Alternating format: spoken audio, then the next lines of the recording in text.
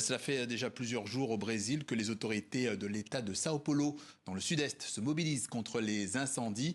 Ils sont attisés par une période de sécheresse exceptionnelle. 45 localités sont déjà placées en état d'urgence. Antoine Joubeau, Yann Guénin. Des murs de flammes ravagent ces champs. Certaines forêts sont tout simplement calcinées. Tout près d'ici, Ribeirão Preto, cette ville de 700 000 habitants est l'une des zones les plus touchées de la région. Aujourd'hui, la pluie marque une légère trêve, mais il y a encore quelques heures, une épaisse couche de fumée envahissait les rues. J'ai vraiment eu très peur. Comme je souffre de rhinite, je suis restée enfermée chez moi. J'ai mis le nez dehors hier soir et j'ai eu beaucoup de mal à respirer. Je vis ici depuis 32 ans et je n'ai jamais vu une chose pareille.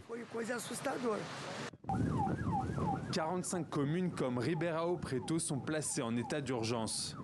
Vols annulés, routes barrées, bétail tué.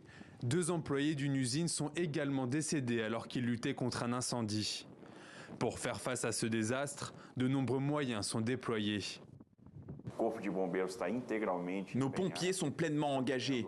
Nous mobilisons des avions citernes et des hélicoptères de sauvetage.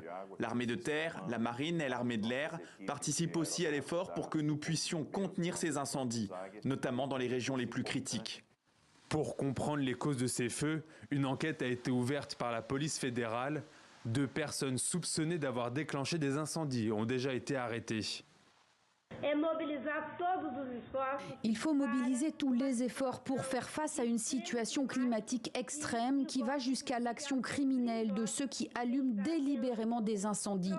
Car il s'agit actuellement d'une véritable guerre contre les incendies et la criminalité. Depuis le début des relevés en 1998, l'État de Sao Paulo vit son pire mois d'août d'incendie. Au total, 3480 foyers ont été identifiés.